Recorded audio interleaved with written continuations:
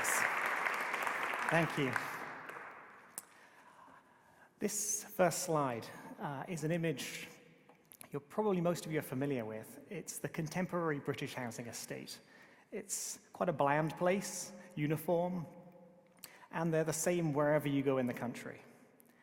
But what would it look like if each of the houses were as individual as the people who lived in them? Individuality is something that architecture in the 20th century has kind of lost.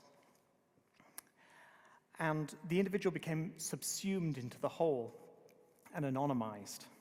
So how can we progress from this current built consensus of blandness to places where there's personality and expression? See, each of these developments has an impact beyond just providing a given amount of accommodation for a given price. The look and feel of them each creates a character of place. And that's the culture of our environment that surrounds us. It either lifts our spirits or it depresses them. If we believe that humans are more than just machines, then design needs to be about more than just practicality, when we need to care about the character of place. I like to frame this impact as something I call aesthetic social responsibility. You've probably heard of corporate social responsibility, the idea that companies don't just exist to make a profit, but also to have a positive impact on society and on the environment. Aesthetic social responsibility is the idea that as we build or commission buildings, our responsibility goes beyond providing accommodation for the people who will use that building, but also to the wider community and the culture of place.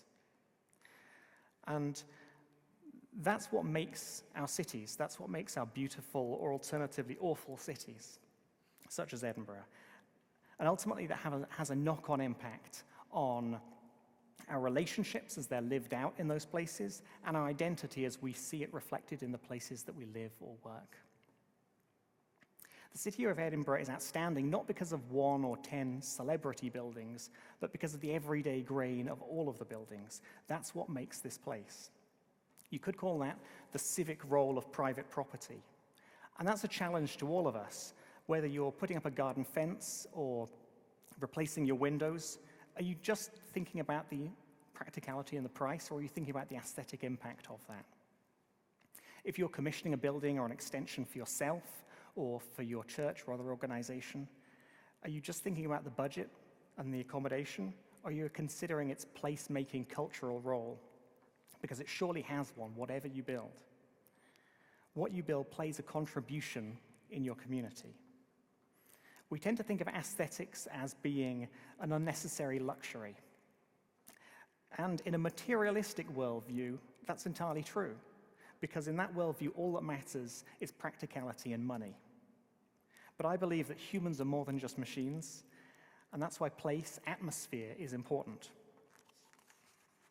So looking at my own journey working in this industry, I was asking, how can I change the process to create better places?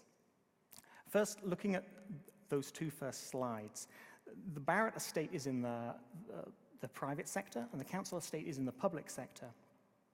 But what they have in common is they both issue from a corporate process rather than from individuals' decisions. They're built speculatively for users who are unknown. And that's why they are, on the one hand, a kind of magnolia interior blandness, with largely Marmite-free, or on the other hand, a kind of singular and monolithicness. The currently available alternative to that type of corporately derived housing is the sort of grand design style individual commission, where the user gets to choose absolutely everything about the design. But that route is available to very few people. It takes far too long to be practical, and it's an awful lot of hassle. So I found myself asking, how can we improve this? How can we bridge that gap between those? And I concluded that we could make that happen by shortening the design and build construction process. So the user gets connected at the beginning. Instead of developers designing for somebody, and hence having to design bland to appeal to everyone and hence attract no one. Instead, design choices could get made by a person, the person who's going to live in it. Instead of buying a new house and just getting a choice of kitchen fittings, you could get more choice in the whole design. And that would push developers away from the middle-of-the-road design and open up space for the interesting, the quirky, and the individual.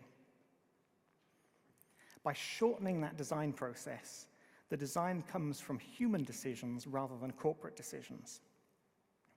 This aim to shorten the design process led me to seek to connecting up designing and making so that you would see the designer and the builder as one role. So buying a house could be more like buying a car or any other manufactured object. At the time, I was on a mission trip to Romania working with a charity that works with Roma people building houses for them.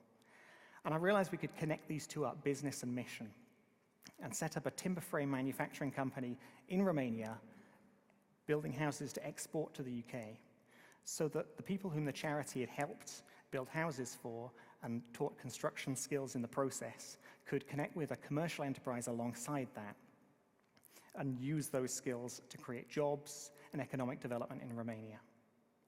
We're still at an early stage as a business. This is our team part of our team building the first panel. And the next slide is our erecting it here in Scotland. And we're refining that system before we take it to market at a full scale. At the same time of this, I also started an architecture practice called Vellow, working with individual self-builders and property developers to see how we can bridge the gap between those two on the design side. And the next slide is one of the things we built. Our aim is, in the long term, is to connect those two businesses, the timber frame and the architecture, together into a seamless whole, so that it's all one. But that's our work in progress as a business so far. And that brings me to a wider point about how business can be a force for good. It's not that I set out to say, how can I address social justice in Romania?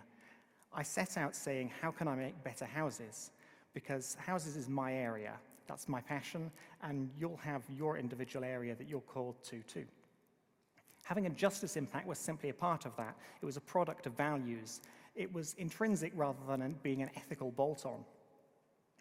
My aim and our aim as a company is to have a positive impact across a range of fronts, aesthetically, on poverty, on consumer choice. And I believe it's the balance between those factors that's key in creating good, in living out good. Just like in corporate social responsibility, it's not that making a profit is bad, it's when you consider that only at the expense of the environment and the social issues. And in the same way, when we build, it's not that providing a given amount of accommodation at a given price is bad, but when we focus that at the expense of the aesthetics and the impact on the community, that's when it becomes a problem. We need to put our hearts into places, not just our minds. I propose that we need to think holistically and aim for good across a range of fronts, not just one, because whole is how we're made, and how we work or do business or build or whatever it is that you do needs to reflect that. Thank you.